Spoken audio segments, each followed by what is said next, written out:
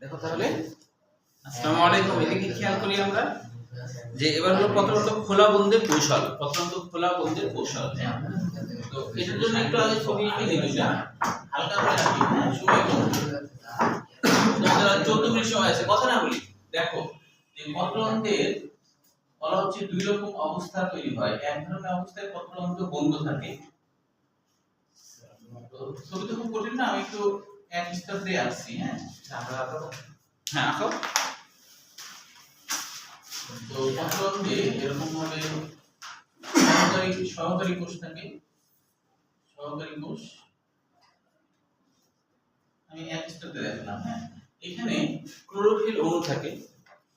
পত্রতন্ত্র কোষের মধ্যে ক্লোরোপ্লাস্ট থাকে আর কি, ক্লোরোপ্লাস্ট। এই চিত্রটা আসলে রাত্রের বেলায়, রাত্রিবেলা পত্রতন্ত্র এরকম বন্ধ। এটা রাত্রিবেলা, রাত্রিবেলা পত্রতন্ত্র, রাত্রিবেলার পত্রতন্ত্র, রাত্রিবেলা পত্রতন্ত্র। হ্যাঁ, এখন দিনের বেলা পত্রতন্ত্র কেমন হবে? দিনের বেলাতে পত্রতন্ত্র জাস্ট খুলে যাবে, ভিতরের যে অংশটা এই অংশটা খুলে যাবে। এগুলো হলো সহকারী কোষ আর এটা হলো পত্ররন্ধ্রীয় কোষ। হ্যাঁ, সহকারী কোষ আর পত্ররন্ধ্রীয় কোষ। এখন দেখো এটা হলো খুলে গেল, দিনের বেলা এসে পত্রতন্ত্র খুলে গেল।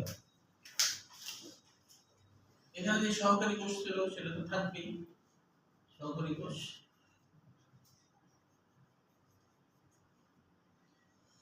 এটা হলো সহকারী কোষ।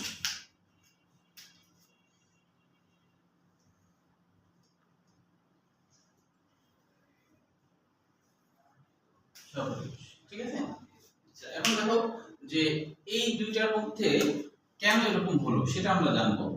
চিত্র দিনের বেলায় পত্রতন্ত্র, দিনের বেলায় বেলার পত্রতন্ত্র, দিনের বেলার পত্রতন্ত্র।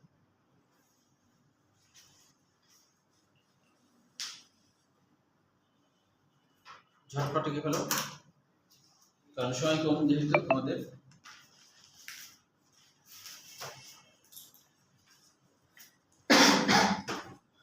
তাই না?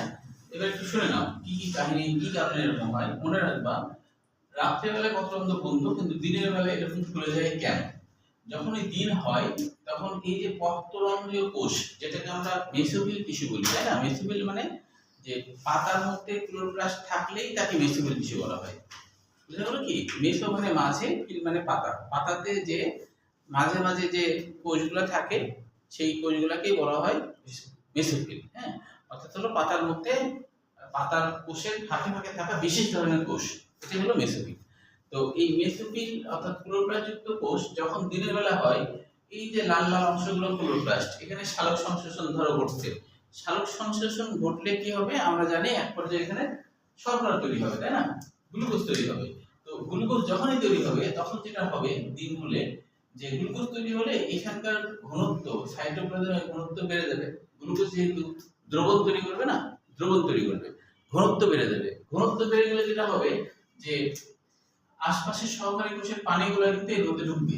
এর মধ্যে কি হবে? ঢুকে যাবে। আশপাশের কোষের পানিগুলো এর মধ্যে ঢুকতে শুরু করে দেবে, তাই তো?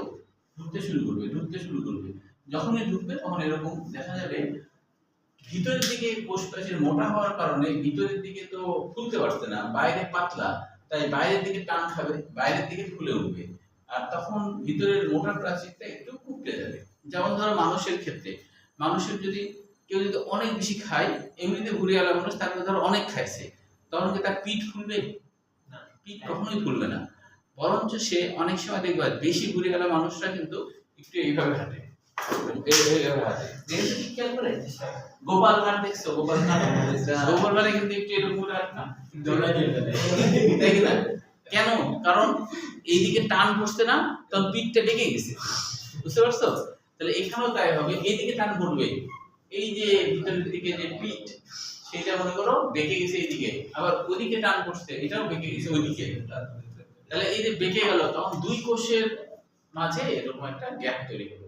এটা হলো পত্রতন্ত্র। এই পত্রতন্ত্রতেই কিন্তু পানি বাষ্প আকারে বের হয়ে যায়। বুঝতে পারছো?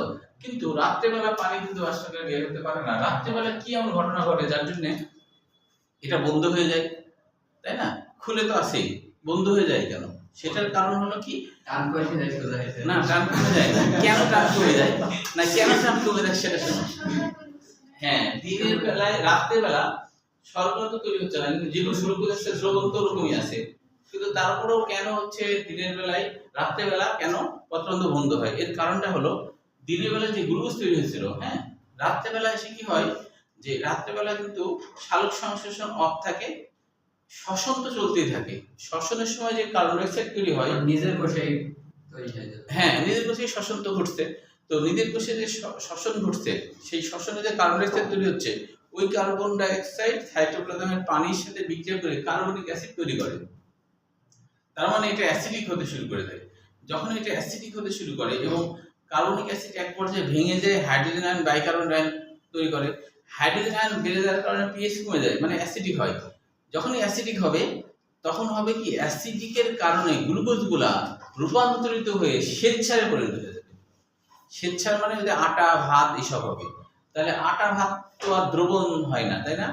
তখন অটোমেটিকলি রাত্রেবেলা কি হবে যে এখানকার যে দ্রবণ ছিল, এখন কিন্তু রাত্রেবেলা এটা দ্রবণ বলে কিছু নাই, এটা একবারে হালকা দ্রবণ, কারণ এর মধ্যে গ্লুকোজগুলো শ্বেতসার হয়ে গেছে, তাই না? তাহলে এখানে আর কোনো দ্রবণ নাই। এখন এখন হলো এই সব কোষেরই ঘনত্ব কম আর এইসব কোষের ঘনত্ব বেশি, এখানে তো শ্বেতসার তৈরি হয়নি, বুঝছো? তখন হলো উল্টা কাহিনী হবে, রাতের বেলা এখানকার পানিগুলো সব এর মধ্যে আবার পার্শ্ববর্তী কোষে চলে যেতে শুরু করবে। পার্শ্ববর্তী কোষে যদি চলে যায় তাহলে এ আবার আগের অবস্থায় ফিরে যাবে। বুঝতে পেরেছো কিনা বলো? জি। বলো কোথায় বুঝুনি? যে আপনি তো বললেন দিনের বেলায় পানিগুলো চলে যাবে, ওই রাতের বেলায় বন্ধ থাকে, কোষের মধ্যে দিনের বেলা যখন থাকে তখন অন্যান্য কোষ থেকে আসে। হ্যাঁ হ্যাঁ হ্যাঁ, বলো তোমার কোশ্চেনটা কি? ও হ্যাঁ, না কোনো কোশ্চেন আছে বুঝার ক্ষেত্রে থাকলে বলো। হ্যাঁ, তাহলে হচ্ছে রাত্রেবেলা বন্ধ হওয়ার মেন কারণ গ্লুকোজটা শ্বেতসারে পরিণত হয়। গ্লুকোজটা কিসে পরিণত হয়? শ্বেতসারে। শ্বেতসার হলে যেমন তুমি কি আটা দিয়ে শরবত বানাতে পারবা? ভাত দিয়ে শরবত বানাতে পারবা না। তাহলে ঘনত্বটা কি হলো? রাত্রেবেলা হলে ঘনত্ব কিন্তু একবারে জিরো হয়ে গেল, এখানে কোনো ঘনত্ব নাই।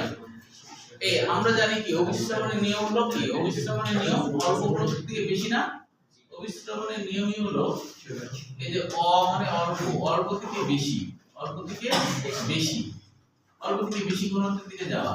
তাহলে এখানে যখন ঘনত্ব বেশি ছিল, এখানে তো ঘনত্ব অল্প, কারণ এখানে তো ক্লোরোপ্লাস্ট নাই, গ্লুকোজ তৈরি হচ্ছে না।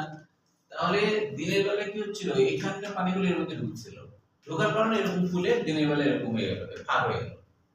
রাত্রে বেলা ওই গ্লুকোজ গুলা যদি থেকে যেত তাহলে কিন্তু ফুলি থাকতো, কিন্তু গ্লুকোজ তো থেকে গেল না, গ্লুকোজ কি হলো? শ্বেতসারে পরিণত হয়ে গেল। কার কারণে? পিএইচ কমে যাওয়ার কারণে।